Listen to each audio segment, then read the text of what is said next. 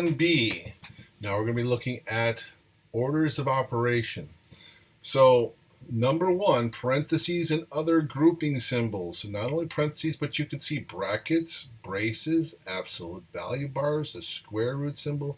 These are all considered a grouping symbol. We have to simplify what's ever on the inside of this first. Next is our exponents. We simplify our exponent expressions by multiplying that number to the power that many times and simplify it. Step 3 is multiplication and division. Now, who comes first depends on the order from left to right. So if division comes first, then multiplication, you divide first, then you multiply. Same thing with adding and subtracting, order from left to right. All right, number one example, we have 3 plus 9 times, this is multiplication, 5 plus 1. So we simplify inside the parentheses first. Please excuse my dear Aunt Sally. The arrow here is to remind you left to right, left to right. So 5 plus 1 first, that will be 6. Keep that in the parentheses. Bring down the 3 plus the 9. Now, between the 9 and the parentheses and multiplication, that's the next thing we do. There was no exponent, so we went right to multiplying. 9 times 6 is 54. We add 3 to it, and we get 57. Number 2, here we have kind of a special circumstance. You have 7 plus 27 divided by 9 plus 7 times 2 squared. And I'm going to kind of show you this special circumstance once we get the problem done. But there's no parentheses. I see exponents. We're going to attack 2 squared first, which is 4. Then we're going to look at any multiplying and dividing. But again, from left to right, 27 divided by 9 is 3. Bring down that 7 plus the 3. 7 times 4 is 28. Now here's where I want to point out a nice shortcut. Notice that since adding and subtracting is last, notice this plus sign all the way to the end. This plus sign all the way to the end. So when you have plus signs and minus signs, even here it happened, you can simplify anything other than adding and subtracting. Anything above adding and subtracting until you get to the bottom. So we could do this first, boom. Simplify all this, boom, get it to the 28. Now that it's all addition, 7 plus 3 is 10, 10 plus 28, 38. So up here, number 3, again, you could do the 10 divided by 2 first because there's a plus sign here. But if we stick to the orders, just to get the practice here, then you're going to see this pattern keep reoccurring. 4 minus 1 is first, that's 3. Exponent second, 3 squared, 9. 10 divided by 2, 5. See, that 5 just drops all the way down. So you could have simplified it first, or you could simplify it after the exponent. It doesn't matter as long as this plus sign falls all the way to the bottom. 5 plus 9, 14, final answer. So here, it's a plus sign. 3, can't do anything with it. We have to simplify all of this here. So parentheses first, 6 minus 1 is 5. 3 times 5, 15. Now the 3 can be added to 15. We get 18. Number 5. Whoops. So again, you could do 36 divided by 9. Remember, PEMDAS right there. And then multiplication. We can do both of these right here. 36 divided by 9 is 4. And then we can do the 9 times 2, which is plus 18. Now everything is plus. So remember, pluses fell down. Now we just add left to right. 2 plus 4 is 6. 6 plus 18, 24. Number 6. All right. 6 plus 7 in the parentheses first is 13. Then 4 times the 13 will be 52. 5 plus the 52, 57. Part B, now notice that the 5 plus 4 is in its own set of parentheses, so we can simplify both of these set of parentheses at the same time if you want. 5 plus 4 is 9, 6 plus 7 is still 13. Now that's a multiplication, so 9 times 13, 117. Number 7, here's a minus sign. Can't do anything with the 76. Here we got all kinds of multiplying and parentheses going on. So we're going to go inside the parentheses first. 4 times 6, 24. Then 24 minus 7, 17. It's completely simplified. Now multiply the 4 to it. 4 times 17 is 68. There's that 76 minus, falling all the way down to our last step. 76 minus 68 is an 8. Okay, number 8. Here we have parentheses inside of brackets. So we have to start all the way here. So this 2 on the outside will be the very last thing we do. So we're going to start here inside these innermost set of parentheses. 6 times 2 is 12. 12 minus the 10, that will be a 2.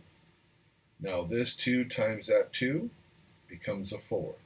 That 6 plus the 4 now becomes the 10. Now we finally got to that 2 there. 2 times 10 is 20.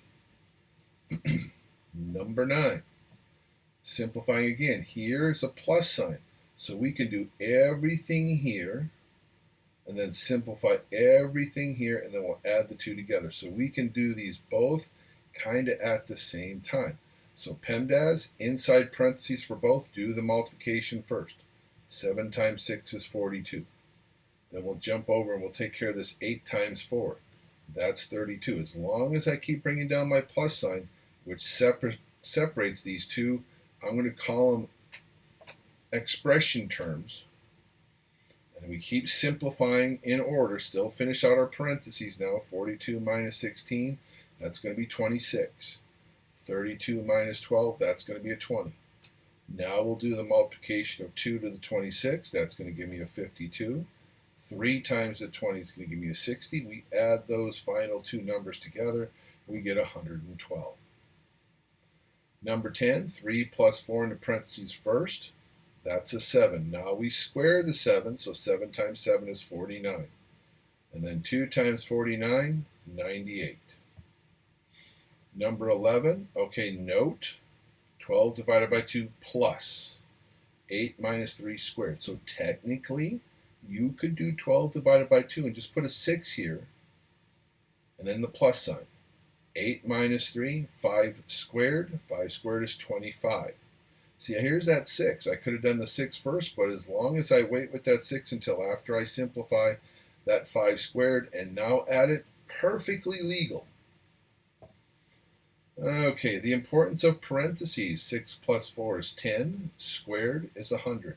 If there is no parentheses, this is to show you that you can't take the power of 2 and square the 6 and the 4 first. It won't be the same answer. 6 squared is 6 times 6 is 36. 4 squared is 4 times 4 is 16. Add those together, you get 52, a far cry from 100. 13, okay, here we go.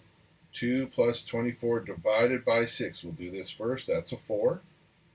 4 times 3, that's a 12. Bring down the plus sign. Now we're at the very bottom of adding and subtracting. 2 plus 4 is 6, plus 12, 18.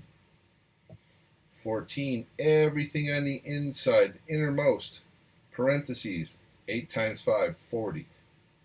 40 minus the 11, 29. The 2 times the 29, 58.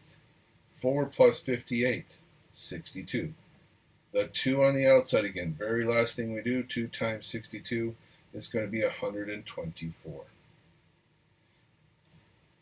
15, evaluate now with variables. So here's a trick that I think you should really use a lot.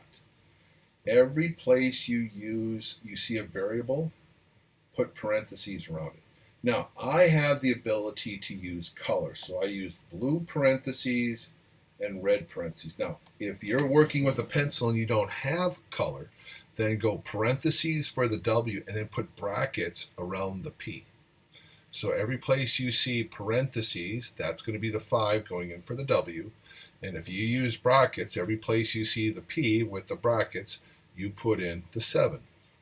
So this is 9 times 5, that's 45. 6 times 7, that's 42. Add those two together, we get 87. Now, here in 16, there is nothing being multiplied to the y, so you don't need to put parentheses around it.